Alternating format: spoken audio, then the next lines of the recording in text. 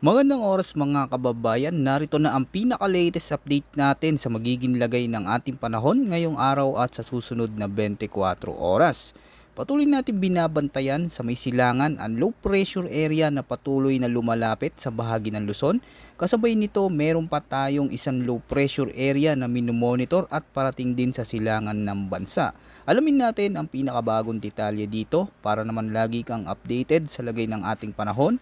I-click mo lang ang subscribe button. Sa kasalukuyan mga kababayan, ang low pressure area na patuloy natin binabantayan sa may silangan ay patuloy na lumalapit sa kalupaan at may layo na lamang na 475 kilometers sa may east of Birac, Catanduanes. Kasabay nito, habang patuloy natin binabantayan ang epekto ng namumuong sama ng panahon sa silangang bahagi ng bansa, meron pa ring umiiral na easterlies sa malaking bahagi ng Luzon at Visayas. Ito yung mainit at mahalumigmig na hangin nanggagaling sa silangan na patuloy na nagdadala ng moisture sa ating kapaligiran. Kaya bukod pa sa direktang impluensya ng LPA at ng TRO nito, mas nagiging favorable ang pagbuo ng makakapal na kaulapan at mga pag-ulan sa ilang bahagi ng bansa. Sa forecast condition ngayong araw para sa bahagi ng Eastern Samar, Bicol Region, Dinagat Island, Surigao del Norte at Northern Samar, inaasahan ng maulap hanggang sa maulang kalangitan na may kalat-kalat na pag-ulan at thunderstorms dulot ng TRO ng LPA. At kapag sinabing TRO ng LPA ang nakakaapekto, hindi lang ito basta simpleng ambon o panandali ang ulan. Posible ang mga pag-ulan na maaaring maging katamtaman hanggang malakas sa ilang pagkakataon, kasabay ng madalas na pagkulog at pagkidlat. Dahil dito nanatiling mataas ang posibilidad ng flash floods at landslides lalo na sa mga lugar na mababa, malapit sa ilog at maging sa mga komunidad na mas malapit sa gilid ng bundok. Sa Eastern Samar at Dinagat Islands, mas ramdam ang epekto ng TRO dahil isa ito sa mga lugar na mas malapit sa kasalukuyang impluensya ng sistema. Kaya kahit hindi direktang tinatahak ng sentro ng LPA, sapat ang lawak ng TRO upang maghatid ng mga mas makapal na kaulapan at mas aktibong mga pag-ulan sa probinsya. Ganito rin ang sitwasyon sa Surigao del Norte dahil bukas ang mga lugar na ito sa silangang bahagi ng dagat. Mas madaling nakakapasok ang hanging may dalang moisture na nagsisilbing gatong sa pagbuo ng thunderstorms. Kaya kahit may mga sandali ang humihina o tumitigil ang ulan, hindi pa rin dapat maging kampante dahil posible pa rin magkaroon ng panibagong thunderstorm sa loob lamang ng ilang oras. Samantala para sa mga residente sa Metro Manila, nalalabing bahagi ng Luzon at Visayas, inaasahan naman ang partly cloudy to cloudy skies with isolated rain showers o thunderstorms dulot ng easterlies. Sa madaling sabi, maraming lugar ang posibleng makaranas ng maaliwalas o mainit na simula ng araw. Ngunit habang umiinit ang paligid, pagsapit ng hapon hanggang gabi, mas tumataas ang chance ng biglaan thunderstorm sa ilang lugar.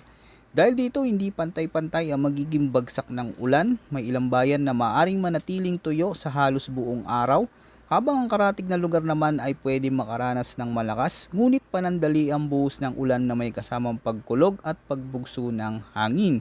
Kaya sa mga nasa Central Luzon, Calabarzon, Bicol Region maging sa malaking bahagi ng Visayas, pinapayuhan pa rin na magdala ng payong o rain gear lalo na kung may mga lakad sa hapon o gabi dahil mabilis pa rin magbago ang kondisyon ng panahon lalo na pagsapit ng hapon o gabi. Para naman sa nalalabing bahagi ng Mindanao, inaasang lagay ng panahon ay partly cloudy to cloudy skies with isolated rain showers or thunderstorms, dulot naman ng localized thunderstorms. Ibig sabihin hindi direktang easterlies o TRO ng LPA ang pangunahing dahilan ng mga pag-ulan dito, kundi ang mismong pag-init ng panahon na nagiging sanhi ng pagbuo ng thunderstorms. Habang tumitindi ang init sa maghapon, umiinit din ang hangin sa ibabaw ng lupa at ito ang nagtutulak sa pagbuo ng mga kapal na ulap. Kapag naging sapat ang moisture at instability sa atmosphere, maaari itong mauwi sa biglaang thunderstorms, lalo na pagsapit ng hapon hanggang gabi.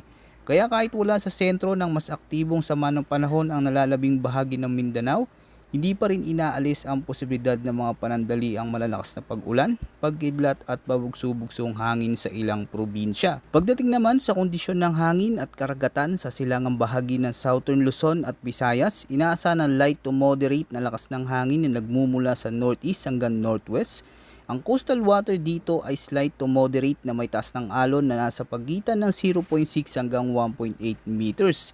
Ibig sabihin sa mga baybaying bahagi ng Bicol Region, Eastern Visayas at mga karatig na lugar na nakaharap sa silangang karagatan, maaari pa ring makaranas ng bahagyang pag-alon lalo na sa mga open sea areas. Samantala sa silangang bahagi naman ng Northern at Central Luzon, asahan ng light to moderate na lakas ng hangin na nagmumula naman sa southeast hanggang southwest. Ang coastal water dito ay slight to moderate na may taas ng alon na maaaring umabot sa 0.6 hanggang 1.5 meters. Sa malaking bahagi ng Mindanao, kabilang na ang mga baybay ng Caraga, Davao Region at maging sa western coastal areas, generally ay hindi naman inaasahan ng malalakas na alon. Ngunit tulad ng karaniwang paalala ngayong may umiiral na localized thunderstorms sa ilang bahagi ng Mindanao, posible pa ring magkaroon ng bigla ang pag-ihip ng mas malakas na hangin at panandali ang pagtaas ng alon kapag may thunderstorm activity sa paligid ng dagat. Habang sa nalalabing bahagi ng bansa, mananatili rin ang light to moderate na lakas ng hangin na nagmumula sa north hanggang northwest. Ang mga coastal water dito ay inaasang magiging slight to moderate na may taas ng alon na nasa pagitan ng 0.6 hanggang 1.2 meters.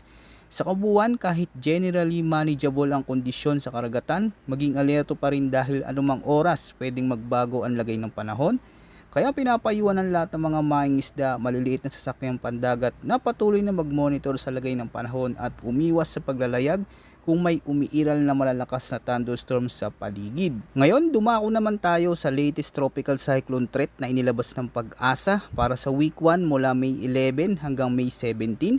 Nananatiling present sa eastern region ng PAR si Tropical Storm Kaloy, ngunit ayon sa forecast guidance, inaasahan itong unti-unting hihina habang kumikilos sa may Philippine Sea.